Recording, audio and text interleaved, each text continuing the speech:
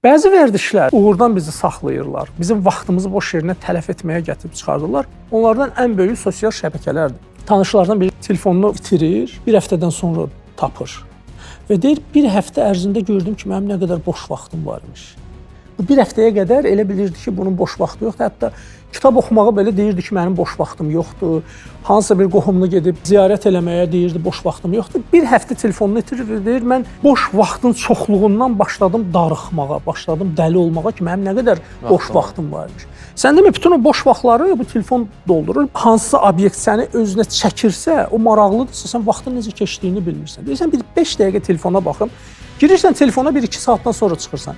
Özdə o insanlara desən ki, nə qədər telefonda olmusan, o düzgün xronometraj apara bilmir. Deyir, məsələn, 10 dəqiqə.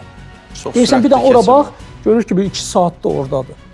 Və yaxud da gün ərzində nə qədər olmusan, deyir, uzaq olsun yarım saat, 1 saat. Xronometraj apara bilmir də. Çünki bu sosial şəbəkələr insanın beynində dopamin hormonunu ifraz etməyinə gətirib çıxardır. Bu da qısa həzlər hormonudur. Bu səni məmnun eləyir və məmnun etdiyinə görə vaxtın necə sürətlə keçdiyini bilmirsən.